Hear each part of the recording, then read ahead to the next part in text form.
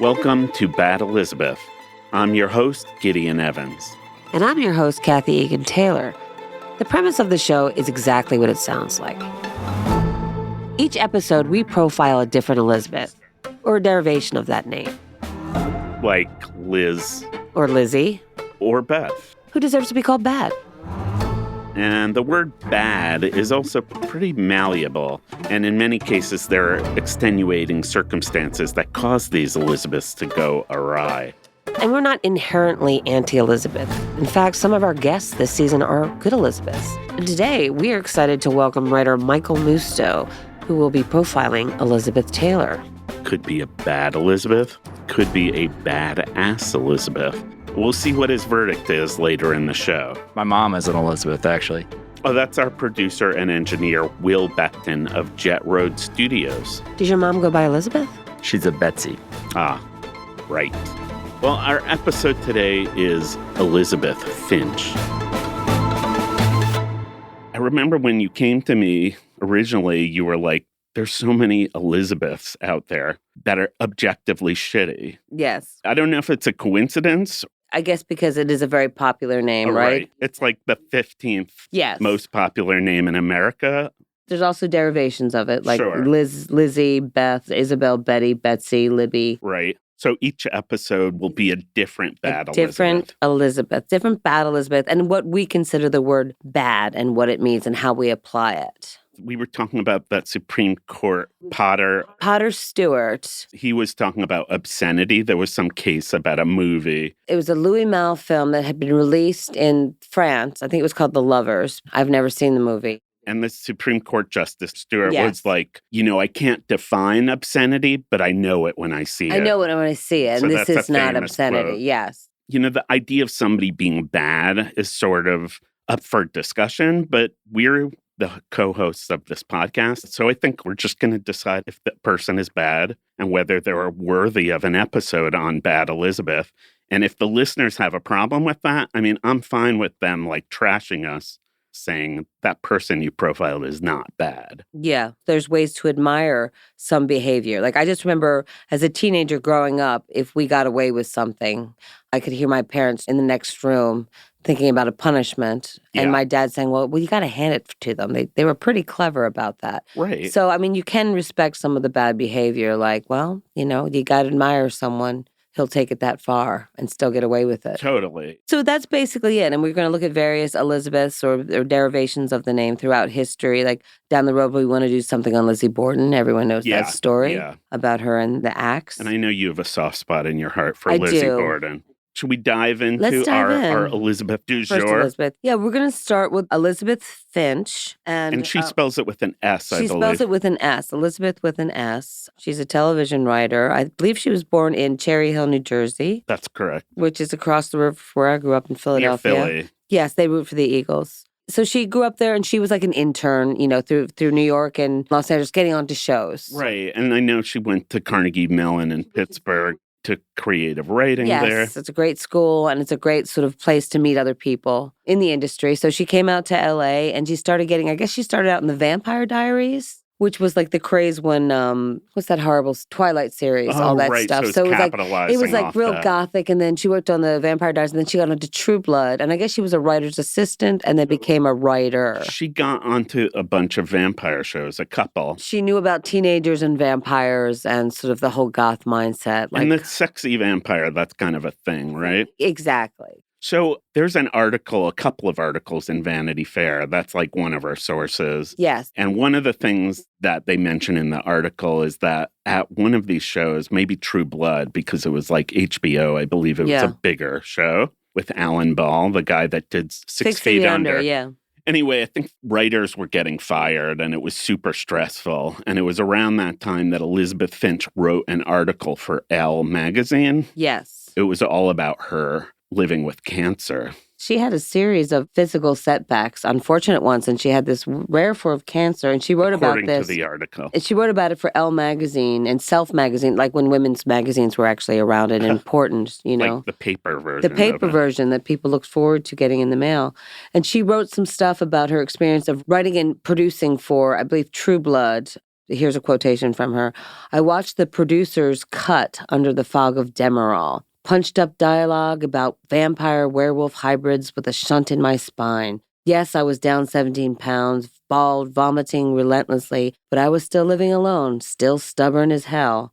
And so that was her experience. And she claimed in that article to have chondrosarcoma, which was like a cancer that's on your spine. It's on your spine, but it's blood-related, but it's very deadly because it's very resistant to chemotherapy. So it's hard to get rid of it. So this is a fighter who's been through a lot. So this is what she's written about, and her cancer becomes storylines, and she's sort of... In Grey's Anatomy, right? She becomes a writer for Grey's Anatomy, and so they use this. That Elle article kind of catapulted her. Because the writing alone sounds like a voiceover from a Grey's Anatomy character. Totally. Right? And also, you figure if you're working for medicine, a show about hospitals, you want people stories that know this like lingo. So she's got the lingo down, plus she's survived it, and she's a writer for a salacious TV show, which is perfect. And this is a similar demographic. So she gets hired. The problem is, this is all not true. It's complete bullshit. It's an embarrassment of riches. And as we were saying, we were trying to break down what story would be first. We thought this would be the most interesting one because it's incredibly topical. Well, she's alive. And the cancer, one thing that they say in the article is that's kind of her brand. Cancer is her becomes brand. Well, suffering kind of becomes her brand. So basically, she does this episode of Grey's Anatomy with Debbie Allen, who plays one of the head surgeons, genius surgeon. She's a urologist. And Debbie Allen did Fame, right? She's from Fame. She's brilliant. She's an American icon. And her sister is Felicia Rashad of the Cosby family. Sisters? Yes, they're sisters. Anyway, so Debbie Allen plays this head doctor that gets this form of cancer, this rare form of cancer. Chondrosarcoma. Yeah. And I watched that episode today. It might have been the first episode I ever watched of Grey's Anatomy. Yeah. And it was good. It was good. The first episode, she's just diagnosed. And it's called Does Anybody Have a Map or something? Something like that. That's the name of the episode. And basically, Elisabeth Finch, as the writer, is giving them the map to cancer. Like, how do I handle this diagnosis? Right. What do I do? The episode that's the big crescendo of this storyline is that she gets operated on by a fellow, very skilled doctor who they sort of butt heads, but he's going to save her life, God damn it. And he's going to remove this tumor or whatever it is that's in her spine. But she might be paraplegic. So the stakes are high. And everyone, they were saying, like, creating this episode, watching it, everyone's crying because it's so emotional. And Elisabeth herself is in scrubs. And they were like, we got to put you on the episode. She's on the episode. And I guess TV Guide or Entertainment Weekly, whatever, when they were publishing photos for like this week on Grey's Anatomy. For the marketing, she's in it. She's like in scrubs, like proudly wheeling Debbie Allen's character into the emergency room. So it's highly like emotional. Based on her personal story. It's her story. She's basically writing an autobiography. Exactly. And Debbie Allen, a so-called autobiography. Yes. But it's all lies. It's all lies. We should probably go into like what's going on in the writer's room. Yes. Everybody's talking over each other in the writer's room normally, but because Elisabeth Finch kind of has this sad story, she becomes the focus of attention. And everybody gives her the floor, and nobody would normally hog the limelight like that. But because she has claimed she has cancer and she has a shaved head and like faked having a shunt from chemo, everybody, will give her space to talk. So she's working on Grey's Anatomy, having gone through, and she drops little bombs here and there. Like at one point she said she had a kidney operation. She had a kidney transplant, but she claims was donated to her by Anna Paquin, who is on True Blood. And that was a result of the cancer. And Fake cancer. Yes. She discovered the fake cancer when she had knee surgery, which is also peculiar. Knee replacement? Knee replacement, which is curious because she's quite young at this point, having knee replacement surgery. So she has all these things that lead to the perfect storm of everything that goes wrong with her. And when she was working at Grey's Anatomy, she did have a shaved head. She shaved her head. She shaved her head, and she went in every day because she's a fighter. But she would leave, down 17 pounds, and she would go retch in the bathroom, and people would hear her. And they'd say, go home. And she's like, no. So she fought through it. More and more things happened to her. Yeah. She was almost like the Forrest Gump of misfortune. Not that she's intellectually. No. Just that she's like or all like over Zelig, the place. Like Zelig. Yeah, like the Woody Maybe Allen. Like she sat next to a fat man and became a fat man herself. Like, right. If there's anything admirable about Elisabeth Finch is she really committed to lying. Yeah. She's good at it. Yeah. I was never very committed to lying. Like, are you a good liar? No, actually I am because I'm a sneak. And I think it's Yeah. just because I grew up with like lots of siblings because we were all telling on each other or screwing each other over or blaming If each you're other. a successful producer, you're probably somewhat Yes. used to like playing with the truth here and there, True. by omission, if nothing else. I once went to a friend's house and they served lima beans, and I was too ashamed to say I didn't like them, and I threw up all over their floor. Were you invited back? I was invited back, but I'm not evoking any pity in that No, story. you're so, not at so all. part of what was bad about what Elisabeth did really was kind of putting people through the ringer, essentially. Yeah. Like these people like went out and helped her, and talking about how committed she was, like she went to Minnesota, right, to go to the Mayo Clinic, not having cancer. She went to the Mayo Clinic and she was dating a woman at the time, and the woman wanted to be very supportive, and she said, I don't want you to be part of my cancer story. Wouldn't let her in. I don't know how one fakes getting an appointment at the Mayo Clinic. I think you just tell people you have an appointment. And then you just walk through the and doors. then you walk through the doors. But that's crazy to book a plane ticket. Oh, and my she God. rented an apartment in Minnesota, and her Instagram would have like a photo of the exterior of Mayo. Wow. So everybody knew. And her brother, there's two things with her brother, that he abused her, physically abused her, and also that twice that he committed suicide. These are other things she lied Exactly. about. He apart committed from the suicide on cancer. 2 separate occasions. Yes, there's 2 stories about her brother. One was that he committed suicide, but he didn't succeed, so she had to go off and finish it for him. Whoa. But her brother's like working as a doctor somewhere like in Florida. So Yeah. So these are other stories that she would plant that she had to maintain, you know. And a lot of this ended up in storylines. She ended up rising through the ranks Exactly. She ended up being like the head writer, and a co-EP. and everyone loved her. Wow. And then there was at one point, there was the shooting at a synagogue Oh, right. The Tree of Life. the Tree of Life in Cleveland, In where it was? In Pittsburgh. Pittsburgh. It was a terrible shooting at a synagogue, Tree of Life synagogue. And so she said, and this is while she was working at Grey's Anatomy, imagine making a very healthy salary. She's like, I've got to go there. One of my friends was massacred, was in the massacre. Because she went to Carnegie Mellon. So there was a Pittsburgh That thing. could have been been a real true. thing, but But she said she flew there to help clean up the carnage through Jewish faith. well, I don't even think she was Jewish. No. I don't think so. And she said she also was but going, maybe she was. because she was a friend of one of the deceased, that the FBI had given her special permission to be in there, which is, I don't know how one gets Is this that. like one of those things where it's like to observe somebody's passing properly, you have to do this, and this? Exactly. Yeah, Kinda, it's like a death rate. yeah. You know, she basically knew somehow that Jews need to be buried within 24 4 hours. That's what I'm trying So to, I think, and it's so horrible because this is like what makes her worse than just like a typical liar, because Yes. this is truly a tragedy. Yeah, it's awful. And she basically exploited it and said, I have to clean the guts of my friend off Oh the my floor God. to get that yeah, she used person words in like, the I ground. have to clean up the carnage. So these kind of out there lies, they're almost too crazy to make up. Yes. You know what I mean? Like, do you think that was a reason why people believed it? The bigger Like, the lie, why would she- the more people will believe it. Exactly. Like, why would she even make up this? She went on a plane, or she claimed she did on social media. She yelled at Delta Airlines for losing her bag Oh, that's right. that they made her check because it had cancer medication Wow. in the bag. So it's like, wow. I mean, she really is She good really at lying. believed in. So I think with Elisabeth Finch, she's like, but it's my story, Yeah. you know? So she just lived that life. Like, so as a result of going to clean up her friend's remains at the synagogue, she said, I'm going to take some time off and deal with my trauma, still getting paid by Grey's Anatomy because she's their And they queen. gave her a lot of like space Lots to take of time leeway. off. Lots of leeway. And She could apparently do- senior writers like helped her finish scripts when she had to run Exactly, off. when she had to Ah. run off. So she did. A lot of people like had her back for it because, of course, I'm going to have her back. She's dying. She's fighting this cancer and showing Right. up every day and has had such a tumultuous life.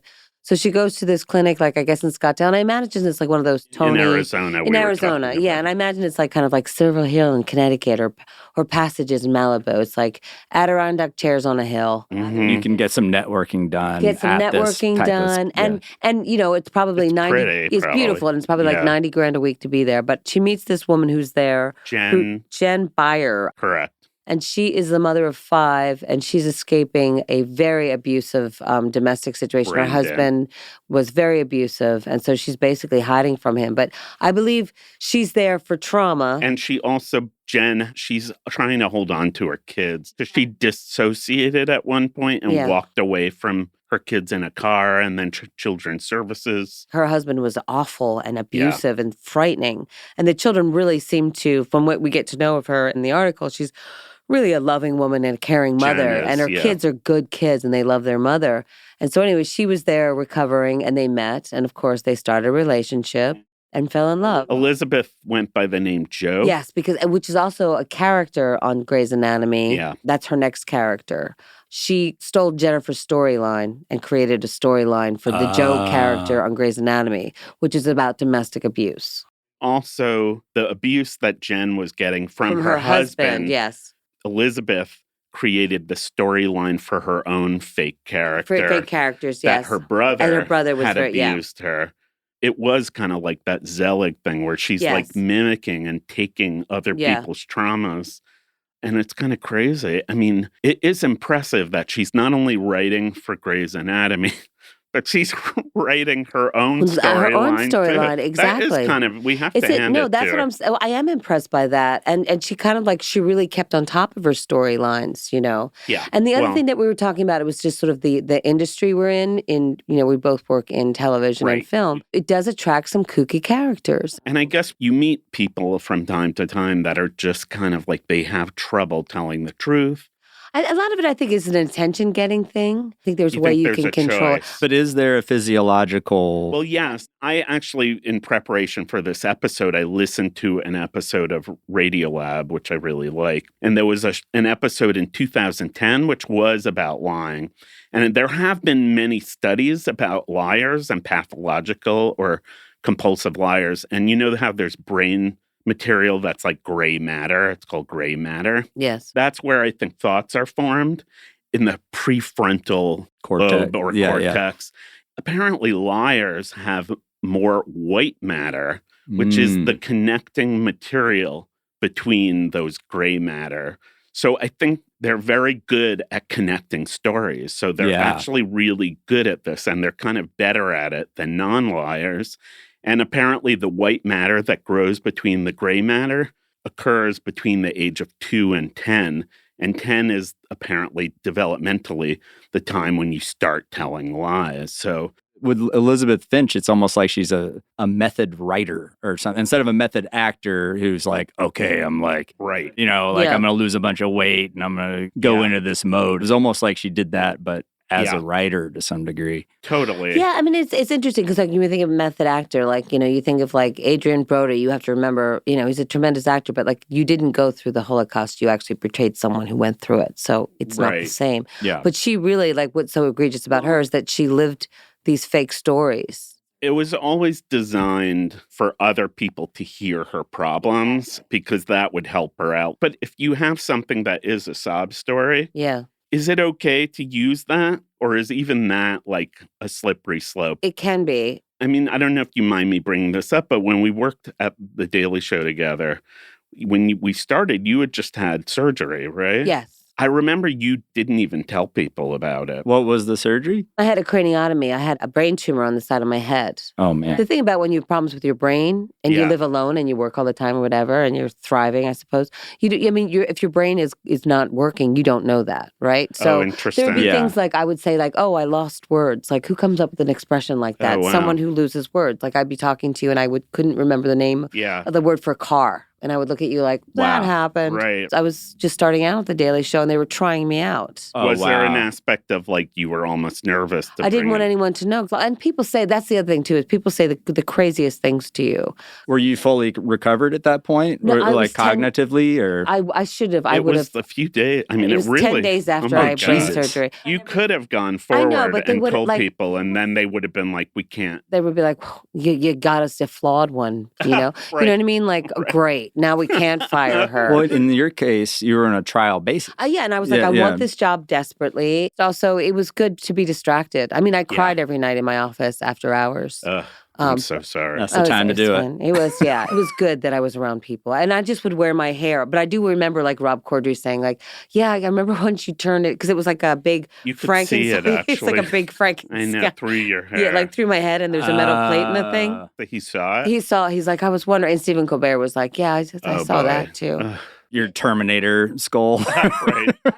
Yeah, so Kathy and I, we've known each other forever, right? It's going on like 30 years, I think. Yeah, we worked together. Michael Moore, the muckraker. Yeah, the stunster. He's the original You were his prankster. assistant. I was his assistant, and you were an associate producer, right? Yeah, and then I became kind of A later producer, a yes. producer and a researcher. But I also like dressed up like a chicken and You were a I got mascot. arrested at Disney World. Absolutely. So, and then we also, Kathy and I, we worked at the Daily Show together. We worked at the Daily with Jon Show. Stewart the Yes, first but time. we also worked on lots of crazy little things in between, like prank shows and stuff like that.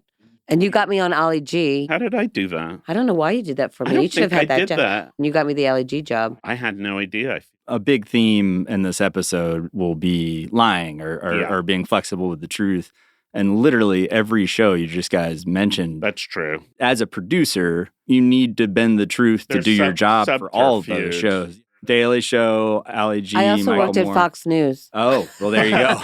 And MSNBC News. Well, I do think the TV aspect is probably interesting to both of us. And we've both had experiences where we've had jobs that required us to kind of pull the wool over people's eyes. I think lying could really get you sued. So we would have to tightrope walk. This is what I think drew me to battle. I think the TV area, or sort of our industry anyway, brings out like broken-winged people and creative people and stuff, all kinds of people, right? So this woman she met at the recovery center, Jen Beyer, yes, they kind of fell in love. They fell in love and they became a family. They married, actually. They married, and then Elisabeth Finch came and lived with her, and she became close with her children, and she made a really nice life for all of them and inspired them. They went to Hawaii together. They went to Hawaii. The one of her sons was exploring ballet. She did paid pay for his classes. And she also stood up to this abusive husband. She really, told him off at some point. So there were some redeeming qualities. Yeah, she was very Zelig-like. That she came in and she absorbed your world and your life, and she was incredibly empathetic and lovely. Yeah. She and her wife started separating, Jennifer and Elisabeth, because there was yet another tragedy or something going on. Jennifer started to look into her past, and she said she found on Facebook that right? the night of the slaughter at the synagogue in Pittsburgh, she was at the Abbey in WeHo drinking blue drinks with her friends. And even the next day. And the other thing, too, is that she was posting pictures of herself when she was going through chemotherapy, but she was wearing the scarves, but she had full-on eyelashes and eyebrows, which apparently everyone says there's the first to go when you go through cancer treatment. Jen was technically a nurse, I think. And she also was a nurse. And she said, this is the weird thing, too. They interviewed in the series, Anatomy of Lies, they interviewed one of the male writers, and he goes, she could have had a Lego taped to her clavicle. She pretended it was like a cancer, a portal, for chemotherapy. Exactly. And in her writing meetings, they saw that there was something there. But I think Jen also, because they were married and were, intimate, she didn't see a scar. Yep. And as a nurse, she knew that you would have a scar. Exactly. Yeah, that's not like something that they do an incision and then stitch you up. That's an open thing. It's an for open a wound while. to be used again. It's like having a gas tank. So I think Jen kind of went nuts, understandably, and made Elisabeth confess everything. I'm just going to wait until my son has learned ballet a little better. Right. And then I'm going to... Exactly. Just until he gets into the toe shoes. Well, I do think the fact that she wanted to stay with her, she didn't leave her immediately. She was like, I will stay with her if she confesses everything. Oh, that was the condition. I believe she didn't leave immediately. Elisabeth Finch came with all this access. My friend Anna Paquin has a house in Ojai. Yeah. We can go there and relax and get away from everything. She helped finance education for her children. Her children, they loved her. Yeah, and she was a great listener. I think that's the other thing too, is that people were duped by her, but partly heartbroken because they relied on her. Definitely. Yeah. I think also once things started getting ugly between Jen and Elisabeth, I think Elisabeth did send a text kind of saying, you stole my kids away from me. Yes. So there was also a fear aspect. that Elisabeth, with her powerful money and Hollywood, would like take the kids away somehow. So, and that maybe was a real fear. I mean, her first husband, she had 5 children with. You don't have just 5 children anyway. And the first husband killed himself. And he killed himself, yes. So she had been through so much with the first marriage. He actually killed himself while she was seeing Elisabeth. Right. Elisabeth found out at the offices of Grey's Anatomy. Yes. Was that a plot line? Yes. That seems like a I think there slam were. dunk I think plot line. she used a lot of that There stuff. was And a then plot her brother, the whole accusation we talked about that her brother abused her. And she said her brother killed himself too. But he didn't. He didn't. He's still alive.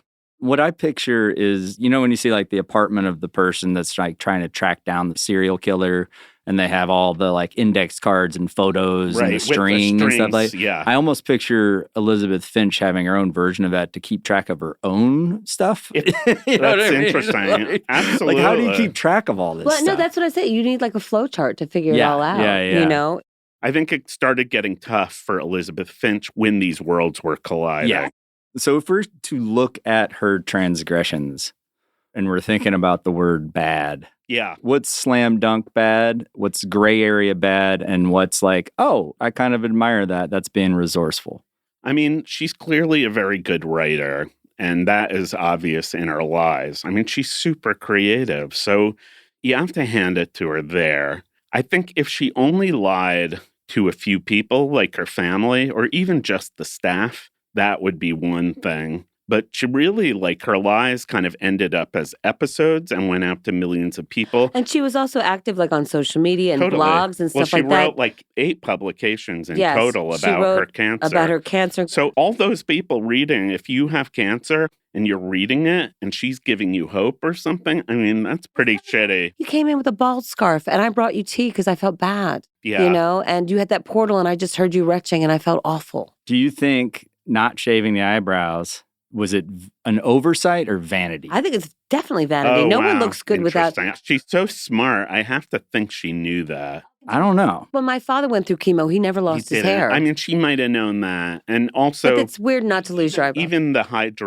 chondrosarcoma, which was a type of cancer, apparently it affected older people. So even that, people could have been like seeing red flags that she was young and had it. Yeah. And so she did make a few mistakes for sure. The not responsive to chemo thing was maybe the most appealing aspect of that particular fake diagnosis. Yeah, because you could say, well, you know, sometimes it responds and sometimes it doesn't. It sounds dramatic. And I know in that episode where Debbie Allen's character gets diagnosed, the doctor's like, chondro is a beast. It's like it's so like over the top, you know? It's perfect for a drama. Godzilla versus chondro. Right. And I guess in a weird way, all TV, reality, even non-reality shows, we are kind of lying to people. Well, of course, why else would anyone engage? Because, you know, it's interesting stuff. Well, also, and they mentioned it on the Radiolab episode, they had an expert on lying. Yeah. I think when people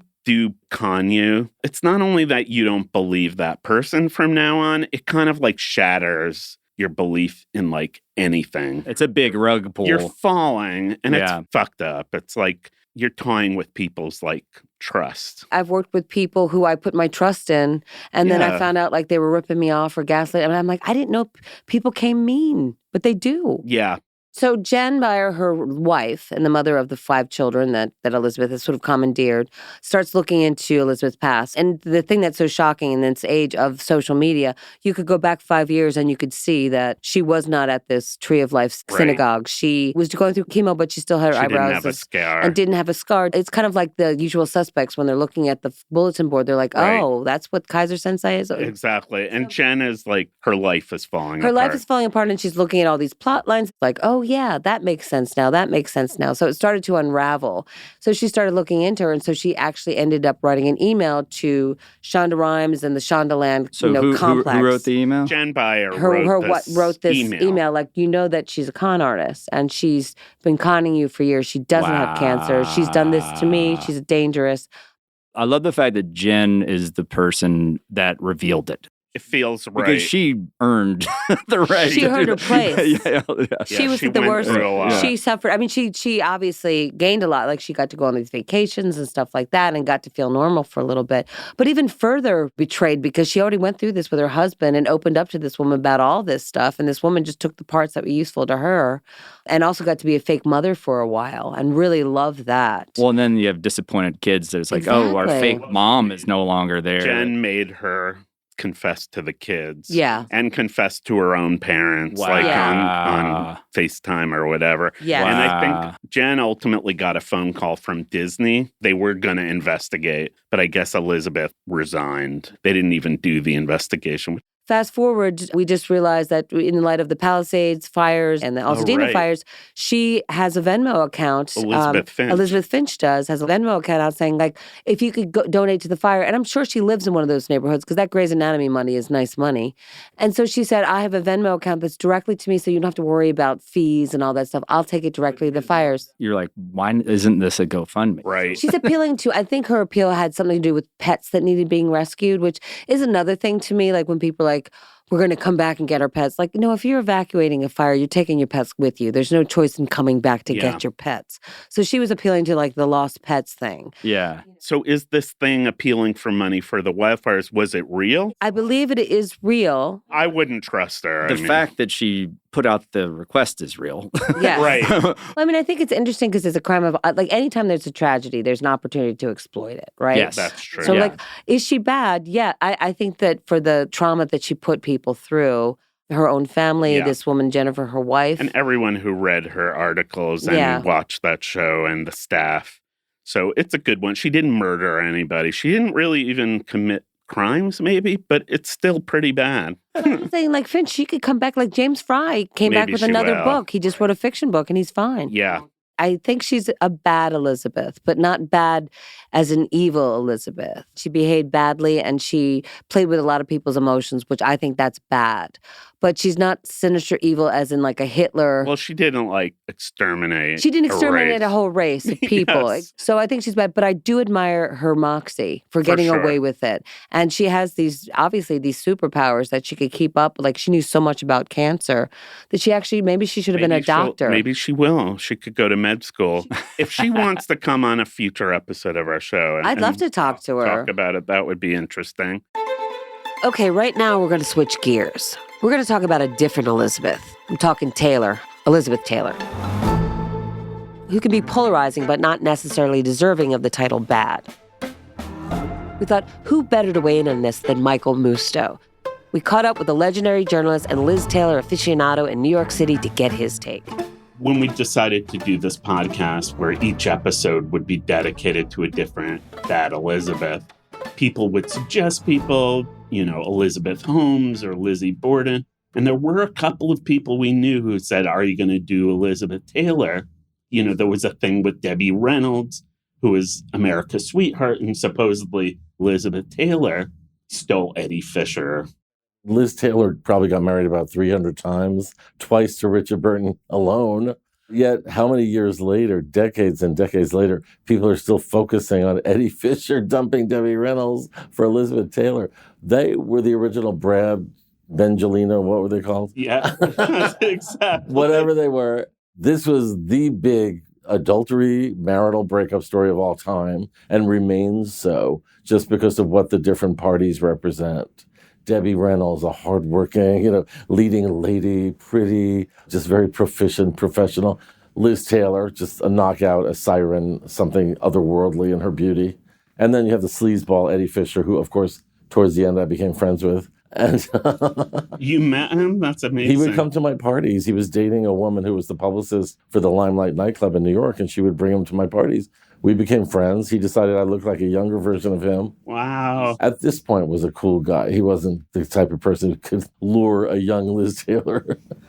But I just don't understand all the blaming of Elizabeth Taylor on this one incident. She had so many romantic incidents in her life and also contributed so much as an actor, as a person. She was not only a great movie star, there's a separate thing of great actor, and she happened to be that too. And anyone who doubts that should really take a look at her performances. Cat in the Hot Tin Roof, Suddenly Last Summer, Place in the Sun, especially Who's Afraid of Virginia Woolf, where she redefined herself.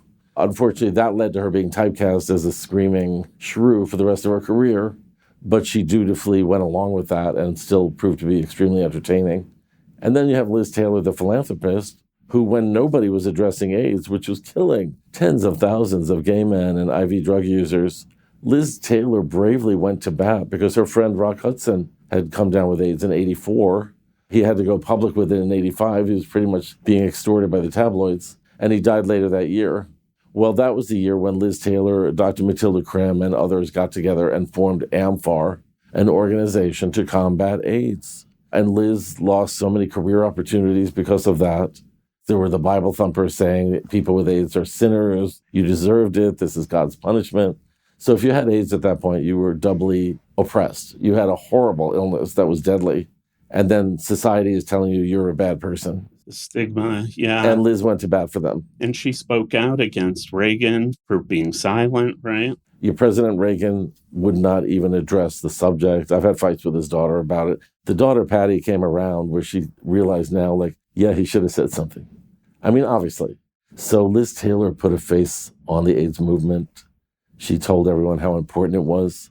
Jump ahead, COVID. Tom Hanks and Rita Wilson immediately said, we have COVID. There was no stigma around COVID. Straight people were getting it. Liz Taylor risked everything, and she lost contracts. She lost commercials that she was doing.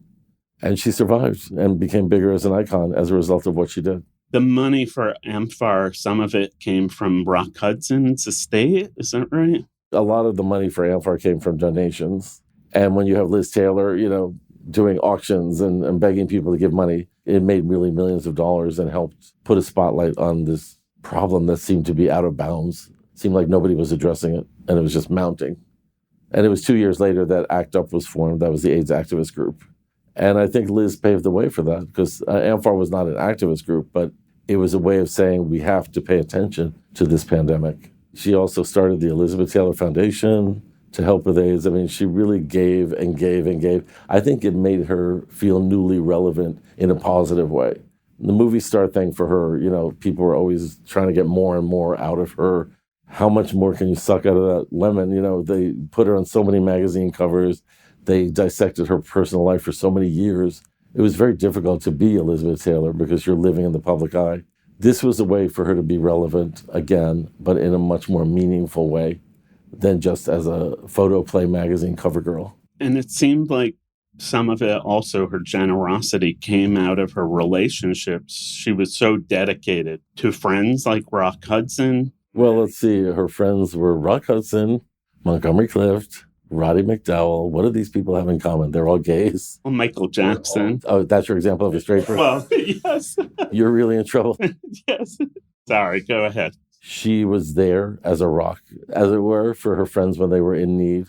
Monty Clift had a horrible accident at the peak of his fame, and his face had to be totally reconstructed. And you can even see in movies, he's in a lot of pain from the painkillers, and it's a different face, and he's struggling to get on, and Liz was there for him. After the accident, she told the paparazzi not to photograph him when his face was not fixed up. Fiercely protective was Liz. And towards the end, she visited heroin halfway houses. And I know someone that Liz talked to at her visit, who's no longer with us, but the woman noted to Liz that she was having a problem with her teeth and she needed better dental work. Liz said, you just get whatever dental work you need, and I'm going to pay for it. Wow. And the woman later on called Liz's people and said, does this still hold, what she offered? They said, of course. That's incredible. And do you think she did it partly because she could relate as having some issues with substances as well, or? I'm not sure. I know that she did have problems with prescription substances. A lot of people saw her as some kind of drug addict or alcoholic. I don't think that was the case. I think she had been prescribed stuff, painkillers and things. There were different award shows where she would come on and act kind of crazy, it seemed. But she was on medications. There was one award show where she came and she said, I want to thank Jimmy Needleheimer. And she meant Jimmy Niederlander, the producer. There was another award show where she skipped the nominees and just went to the winner is. And she was like, oops. And she was so cute about it. You couldn't be mad at her. And she even said, what I'm giving right now is not an acceptance speech. She wasn't nominated. What was your first exposure to Elizabeth Taylor films? Was it National Velvet? Yeah, I mean, growing up, I would see her as a little child. She was a child movie star on TV in old movies. She was working ever since she was a little tot. She was born in England, came to Hollywood, made it overnight, and just had a radiant beauty. People always talk about her violet eyes, just devastating, and emerged as a real actress. It's not easy to be number one movie star, number one actress. She was both. And they say that A Place in the Sun kind of cemented her as like an adult. Yeah, Place in the Sun was a great transition for her. She wasn't nominated for that one. That's the one where Monty Clift is kind of social climbing, falls in love with her, dumps Shelley Winters. Shelley Winters ends up drowning like in the first 2 minutes, and she got nominated. Oh, Jesus. But it was a great stepping stone for Liz's career. She had a great thing where she faints in it. I actually just watched it yesterday. Oh, yeah. There's a ballroom thing. Yeah, I just watched it again, too. But, I mean, over and over again in movies by Tennessee Williams and so on, directed by people like George Stevens and Elia Kazan, Liz proved to be really a dazzling actress. She has a monologue in Cat on the Hot Tin Roof where she's laying in a peignoir, which is one of the most iconic fashion images of all time, telling off her husband for not sleeping with her. And you know what? They trimmed a lot of the play because it's about how the husband is actually gay. He's in love with some male friend of his in his mind. They trimmed that because that was too outrageous. But having Liz play the wife made it clear he was gay because he wasn't interested in her physically. You got to be gay. That's amazing.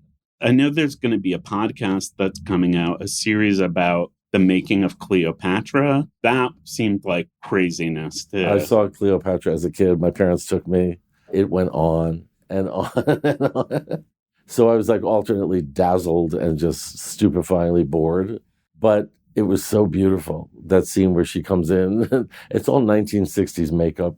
They didn't try for period. It's not ancient Egypt. And that's what I loved about it. It was over budget, and she had a crazy thing where she got pneumonia, apparently, and they gave her a tracheotomy. And she said her heart stopped for 5 minutes. And during this near-death experience, she said she saw her former husband, Mike Todd, who said, "It's not your time to go, Elizabeth." They say that Mike Todd was really the love of her life. He died in a plane crash. When she was nominated for the Oscar for Butterfield 8, where she played a prostitute, she had some kind of tracheotomy or some kind of hospital visit, and that's why she won. She was not supposed to win that year. Sympathy vote. And I think Liz always even joked about it. This was my tracheotomy Oscar. Oh, interesting. That's But fascinating. years later, she won again for Who's Afraid of Virginia Woolf, where she let herself go. She gained weight, no makeup, and played this kind of slatternly, hilarious woman named Martha. We look at it now and we go, that's letting yourself go? She's so gorgeous. She still looks great. I would love to let myself go like that. Unfortunately, it became very cool in the cool comedy culture to make fun of her weight. And you had John Belushi on SNL. And then you had Joan Rivers making fat jokes. Joan went up to Liz at some Broadway show during intermission, said, "Hi." And Liz just was like, "Do you honestly think I want to talk to you?" Yeah. And I think people threw those jokes around without realizing the personal impact it had on Liz. But besides that, she looked gorgeous in caftans, and she helped popularize caftans, especially in a movie called XYZ. Just beyond beautiful. That's amazing. Her one weakness was men. One of the 2 times she was married to Burton, she would literally follow him all over the globe if he was filming a movie, and she would try to make sure he wasn't cheating, but he was anyway. When Burton did a movie called Bluebeard, he had all these hot female co-stars like Verna Lisi and Joey Heatherton and Raquel Welch. And Liz was just really losing her mind, like just trying to, but you couldn't keep him down any more than you could keep Eddie Fisher down. They were married when they met, possibly. I don't know. Undoubtedly. Liz and Richard Burton were one of those can't live with them, can't live without them couples. Those are the best couples in Hollywood because they give you endless good copy. Were some marriages in Hollywood kind of set up as like, this is going to help your career, or were they all legit where she loved all the guys she was with? Yeah, I mean, a lot of Hollywood marriages are setups, but in Liz's case, she really followed her heart in every one of those marriages. And she actually had to deal with the indignity of Barbara Walters asking, Elizabeth Taylor, what's Richard Burton we like? Oh, Jesus. That's a good impersonation. When Liz Taylor won her second Oscar for Virginia Woolf and Richard Burton, her husband, did not win for the same movie, it went to Paul Scofield for Man for All Seasons. I remember as a kid turning on the radio and Liz was being interviewed, not bragging about winning, not even mentioning that she won, simply railing about the fact that her man had lost. Wow. That's the kind of woman she was. Do you think just a woman who's a strong woman that's in public view will get some scorn from people just based on the fact that they're speaking their mind? Oh, sure. There's, a history of women in Hollywood who fought back, who wouldn't just do anything. Elizabeth Taylor was in that lineage, along with people like Bette Davis. And of course, they were scorned by the bosses who just wanted docile little people that did what they said. But Liz was headstrong. And she gave the world some wonderful scents with her perfumes through passion. Liz was one of the first big stars to venture into scents. And I must say, my mother was never more happy than when I gave her a bottle of white diamonds. I didn't tell her it was in a gift bag. But basically, Liz would provide a lot of bottles of her perfumes to be in the gift bags for Amphar events. Oh, nice. And that's a super nice gift bag item. Usually you get like a T-shirt or a CD that you didn't want. I heard she was very hands-on in creating the scents, too. Yeah, it wasn't just like, oh, I'll put my name on it. She was instrumental in what she wanted each scent to smell like. And really, when you're Elizabeth Taylor, your whole life people have stared at you. As you got older, they have tried to undress you with their eyes. They then can go read about you day and night and know every little thing about you. It's really a bizarre thing to be Elizabeth Taylor. But imagine the power that she had as that person, where the entire planet was focused on her. And she must have inspired a lot of women, especially creating a second chapter in her life with her activism and entrepreneur. 20 chapters. Yeah. 20 chapters with her marriages. But yeah, she paved the way for honesty about going to Betty Ford. That was not necessarily a positive career move on the part of celebrities. Liz didn't have any secrets. She couldn't because everybody devoured everything she did. So she lived a life without secrets, really. And that made it less scandalous because she just said, well, this is me. Authenticity. And I think one positive thing that came out of Betty Ford, apart from working on herself, was meeting Larry Fortensky, her last husband. Yeah, her last husband threw me for a loop. It was this guy named Larry Fortensky. What was he, like a hardware repairman? Construction worker. Thank you. And that was genius because now she had married everyone on the planet. There was no one left. Yes. Here's the only possibly bad thing I ever heard said about Elizabeth Taylor. A friend of mine was an AIDS activist, and she befriended him towards the end of her life and would call him, would want to get together. And he actually said, be careful what you wish for, which means you might think being friends with an icon of that magnitude is nothing but fun, but it isn't necessarily. They can be very needy. A lot of work, yes. It's work. It's work. How would you sum up if somebody were to ask you, is Elizabeth Taylor bad? What would you say? It's really hard to think of anything bad to say about Elizabeth Taylor. We love to gossip about her and talk about what she was up to. If anyone said something negative, you'd go, what? Have you seen a doctor? Who doesn't love Elizabeth Taylor? Right. It's great. Thank you. Oh, sure. We'd like to thank our special guest, Michael Musto. If you want more information about Elisabeth Finch or Elizabeth Taylor, visit our show notes. Thank you for listening to Bad Elizabeth. Please rate and review the show on places like Apple Podcasts and Spotify. We are Bad Elizabeth Pod on Instagram and Substack. We really want this podcast to be a conversation with our listeners. Feel free to email us at badelizabethpod@gmail.com if you have any questions or comments. They can be good or bad. Just don't be indifferent. Bad Elizabeth is recorded at Jet Road Studios. It is hosted by me, Gideon Evans. And me, Kathy Egan Taylor. It is produced and engineered by Will Beckton, and our executive producer is Amber Beckton. Our theme music was composed by Alexis Guardado and Danny Gray. Thanks again for listening. We'll see you next time.